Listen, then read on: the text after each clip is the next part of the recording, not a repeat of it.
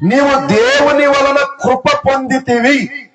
బా, ఈ క్రిస్మస్ మనకు తీసుకొచ్చిన ఆశీర్వాదాలలో అతి గొప్ప ఆశీర్వాదం ఏమిటో తెలుసా? మనకు కృప కలుగుటకై ప్రభువు జన్మించాడు. చప్పట్లు కొట్టి దేవుని నామాన్ని మహిమపరచండి.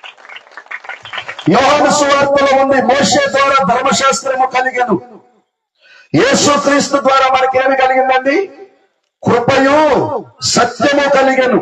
ఎలాంటి కృప కలిగిందంటే చూడండి, యోహాను సువార్త 1వ అధ్యాయము 16వ వచనము నేను చదువుతున్నానండి. యోహాను సువార్త 1వ అధ్యాయము 16వ వచనం. ఆయన పరిపూర్ణతలో నుండి మనం అందరము కృప వెంబడి కృపను పొందితిమి. ఎలాంటి కృప పొందుకున్నామండి మనం అందరం? కృప వెంబడి కృప. ఎక్కడి నుంచి వచ్చింది కృప వెంబడి కృప? ఆయన పరిపూర్ణతలో నుండి వచ్చింది. అంటే యేసుక్రీస్తు ప్రభువారు క్రిస్మస్ పర్వదినమున మన కొరకు మోసుకొచ్చిన ఆశీర్వాదం ఏమిటంటే కృపను ఆయన మోసుకొని వచ్చాడు.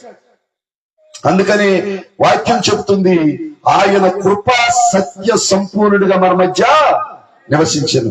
ఎవరైనా ఆ వాక్యమే, ఆది యందున్న వాక్యము, జీవమై ఉన్న వాక్యము, ప్రాణమై ఉన్న వాక్యము, వెలుగై ఉన్న వాక్యము, ఆ వాక్యమే శరీరధారి అయి కృప సత్య సంపూర్ణుడిగా మన మధ్యకు దిగి వచ్చింది. కాబట్టి క్రిస్మస్ పర్వదినమున విశ్వసించిన మనందరికీ దొరికిన అతి గొప్ప మేలు ఏమిటంటే మనందరము కృప పొందుకున్నాం. దేవునికి స్తోత్రం, హల్లెలూయా.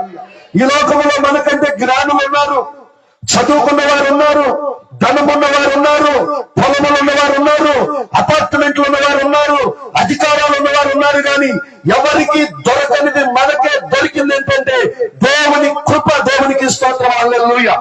అందుకనే కృప అంటే అర్థం ఏమిటి? అనర్హులను అర్హులుగా చేసేది కృప. భూమి కంటే ఆకాశము ఎంత ఉన్నతముగా ఉన్నదో ఆయన యందు భయభక్తులు గలవారి ఎడల ఆయన కృప అంత అధికముగా ఉన్నది. నిజముగా క్రిస్మస్ అంటే నాకు అర్థమైనంత వరకు శాశ్వతమైన కృప, ఎడబాయని కృప, ఉన్నతమైన కృప, ఎడతెగని కృప, కృప వెంబడి కృప యేసయ్య ద్వారా ఈ భూలోకం మీదకి దిగి వచ్చిన శుభవేళ క్రిస్మస్. దేవునికి స్తోత్రం, హల్లెలూయా. నేను మిమ్మల్ని అడుగుతున్నాను, ఈ కృప నీకు కావాలా? ఈ కృప నీకు కావాలా? ఈ కృప నీకు కావాలంటే కీర్తనల గ్రంథంలో ఉంది, విశ్వాసం ఉంచిన వారి ఎడల ఆయన కృప ఆవరించి ఉన్నది. కీర్తన గ్రంథంలో ఏముందండి? విశ్వసించిన వారి ఎడల ఆయన కృప ఎలా ఉందంటండి? ఆవరించి ఉన్నది.